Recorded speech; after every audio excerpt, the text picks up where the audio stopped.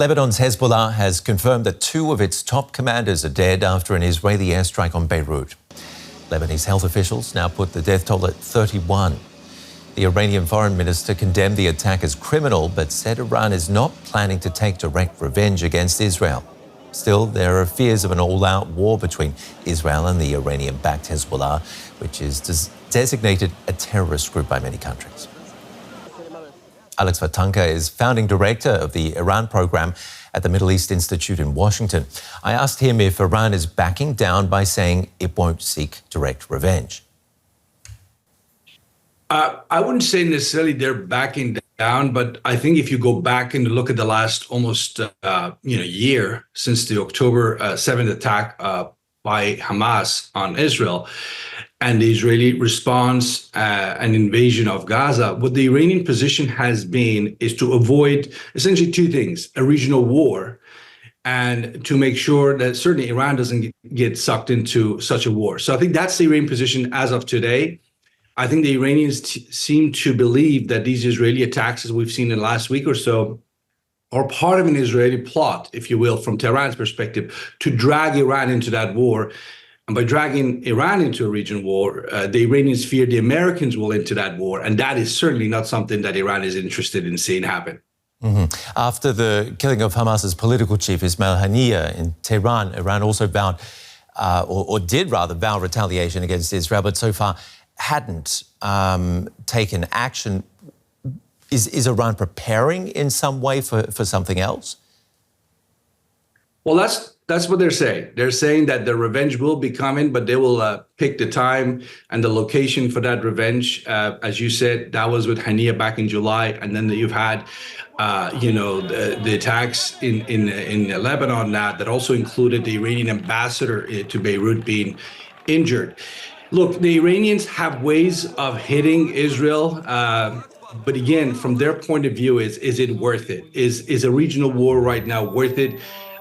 Because the Iranians are very conscious of the fact that Israel too has friends. As we saw that earlier this year when Iran fired those missiles and drones against Israel, and a coalition of countries came together and aided Israel. So I think the Iranian bottom line right now is that time is on their side, and that Israel is the one that's essentially, from Iran's point of view, certainly is digging its own grave by losing international public opinion. Let the Israelis keep doing it and don't get Iran into a war right now, because right now a war on a regional proportions would not favor Iran. And I think that's essentially why you haven't seen a kinetic, that means military, Iranian action against Israel in the last few weeks, despite these Israeli attacks on them and their allies in the region. And what continue to then feed their proxies like Hamas and Hezbollah? The Iranian long-term strategy, and Hezbollah is just to give your audience some historical perspective here, Hezbollah was essentially created by Iran back in 1982. So that's a 42-year history of sponsorship. It's the sort of jewel in the Iranian proxy network operations in the region. Hamas is an organization that Iran has had working relationship on and off for about 30 years. These are long-term, deep investments that Iran has made as part of a long-term strategy of essentially bleeding Israel to a point where the Israeli state, and I know this sounds sort of almost as if it's coming from fantasy land, but that is the position of the Iranian Supreme Leader Ali Khamenei, probably the most anti-Israel voice you can find in the Iranian regime, who believes and articulates the long-term strategy of tiring Israel out. But in the meantime, what Iran has to, avoid is to get in, as I said, get itself sucked into a regional war. What does Iran then actually want ultimately from this conflict?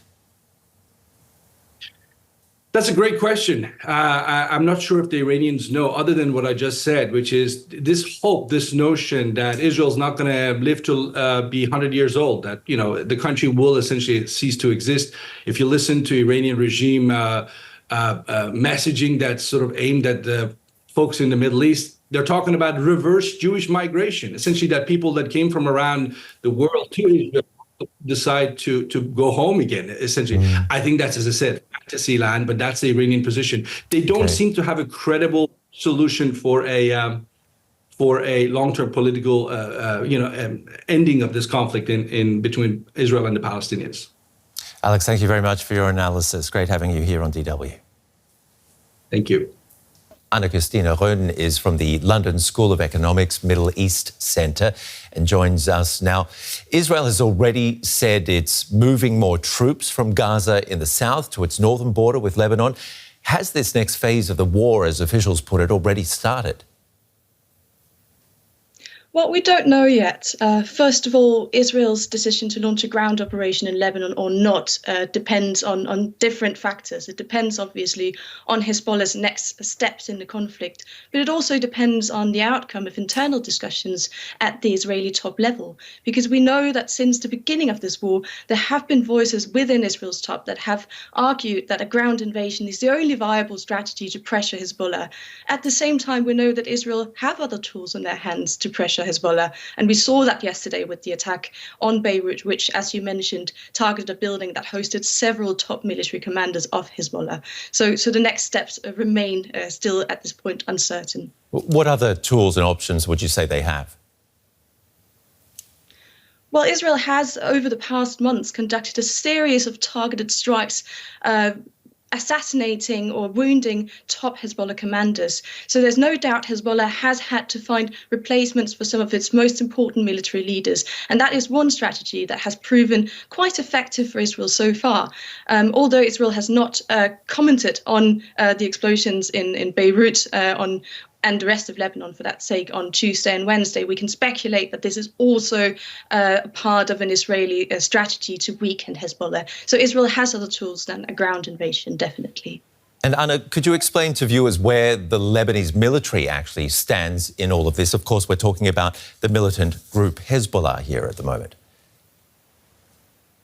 Well, the Lebanese military stays out of this conflict, like they did in 2006 when Hezbollah and Israel last engaged in a larger war. It has to be said the Lebanese military is quite weak, especially in the midst of the economic crisis that Lebanon has been facing since 2019. Also, the Lebanese army does receive aid from the United States. So they are in a very delicate position these days and will likely not get engaged in a conflict on the side of Hezbollah. That is very unlikely. But what if this escalates? I mean, Beirut has already been targeted. Yes, I mean, there has been severe escalations over the last days and for that sake, months. And if this war escalates and starts covering larger parts of Lebanon, the first thing we will see is a major health and social emergency in Lebanon.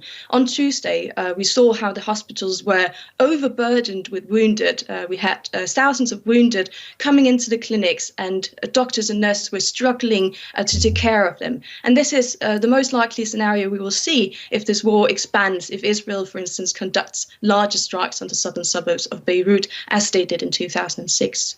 And tell me a little bit more about Iran, considering its support of Hezbollah.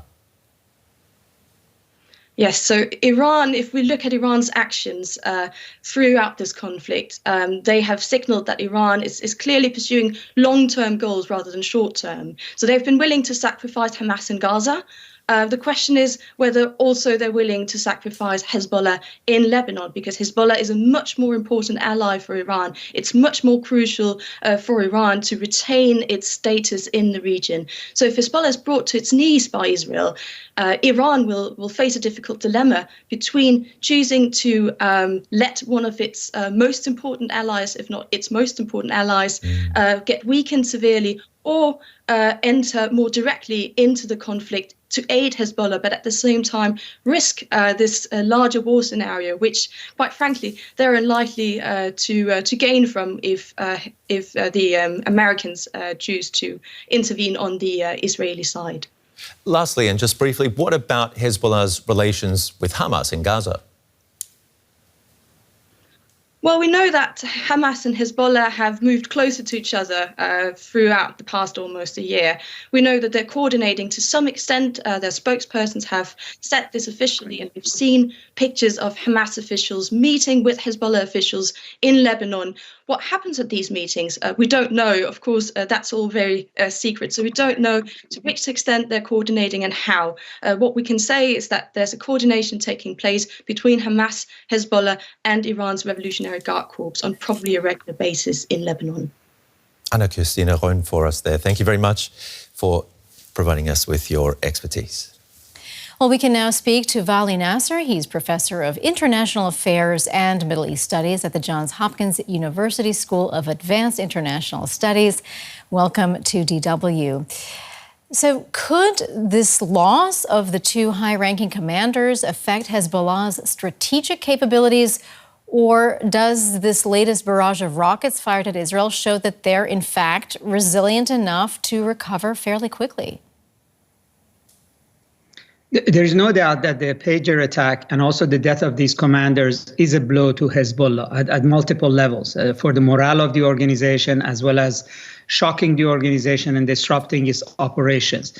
But it's not going to lead Hezbollah to change its course right now. And so they are trying to show Israel that they're defiant and they're going to attack.